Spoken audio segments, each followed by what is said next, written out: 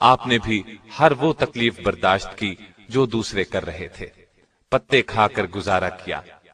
ان حالات میں سیدہ خدیجہ رضی اللہ عنہا کے اثر و رسوخ سے کبھی کبھار کھانا پہنچ جاتا تھا۔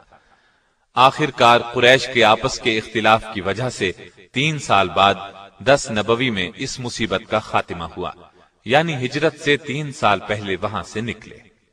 نبی اکرم صلی اللہ علیہ وسلم کے ساتھ سیدہ خدیجہ نے بھی اس سخت تکلیف دہ ماحول سے نجات پائی، لیکن مسلسل تکالیف کی وجہ سے ان کی صحت بہت خراب ہو گئی تھی۔ آخر کار رمضان 10 نبوی میں اس دار فانی سے دار آخرت کی طرف انتقال فرما گئیں۔ انا للہ و انا الیہ راجعون۔ وفات کے وقت آپ رضی اللہ عنہا کی عمر 64 سال 6 ماہ تھی۔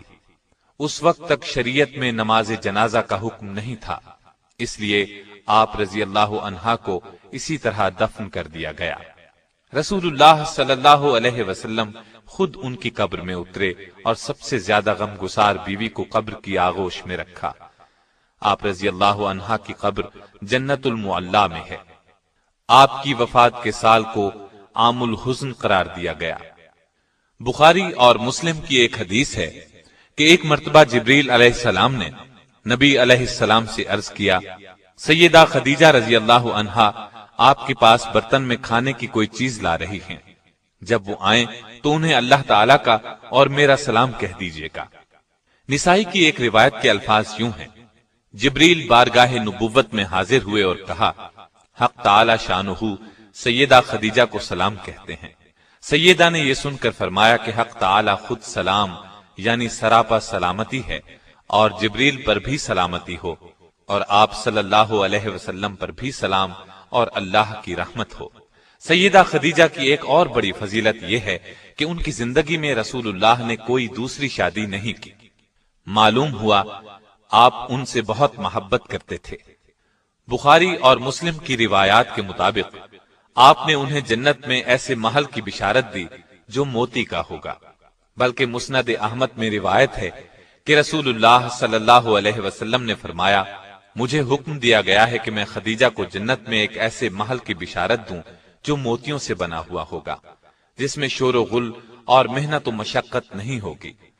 سیدہ خدیجہ کی وفات کے بعد آپ صلی اللہ علیہ وسلم اکثر انہیں یاد کرتے اور تعریف فرماتے تھے۔ نبی صلی اللہ علیہ وسلم سیدہ کی زندگی میں ان کی سہیلیوں سے اچھا سلوک فرماتے تھے اور انتقال کے بعد بھی ان سے اچھا سلوک کرتے رہے۔ جب کوئی چیز آتی تو آپ اس میں سے کچھ حصہ الگ کرتے اور فرماتے، یہ خدیجہ کی فلاں سہیلی کو دے آؤ۔ نسائی اور مسند احمد کی روایت کے الفاظ یہ ہیں کہ نبی صلی اللہ علیہ وسلم نے فرمایا، جنت کی عورتوں میں سب سے افضل یہ 4 عورتیں ہیں، خدیجہ بنت خویلد، فاطمہ بنت محمد، مریم بنت عمران اور آسیہ جو فرعون کی بیوی تھی۔ سیدہ کی اس خصوصیت میں کوئی دوسری ام المؤمنین شریک نہیں ہوئی۔ بخاری، مسلم اور مسند احمد کی ایک روایت میں سیدہ خدیجہ کو تمام جہانوں کی عورتوں سے بہتر فرمایا۔ آپ کے پہلے خاوند سے ایک بیٹے ہند تھے، یہ آپ کے ساتھ ہی ایمان لے آئے۔ انہی کی نسبت سے آپ رضی اللہ عنہا کی کنیت ام ہند تھی۔ رسول اللہ صلی اللہ علیہ وسلم سے سیدہ خدیجہ کے ہاں 6 بچے ہوئے، 2 صاحبزادے جو بچپن میں فوت ہو گئے اور 4 صاحبزادیاں۔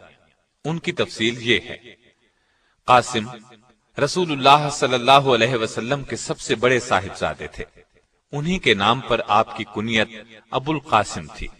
بچپن میں مکے میں انتقال کر گئے۔ دوسرے صاحبزادے عبداللہ تھے، یہ بھی کم عمری میں ہی انتقال کر گئے۔ ان کے لقب طیب و طاہر تھے، اس لیے کہ یہ زمانہ نبوت میں پیدا ہوئے تھے۔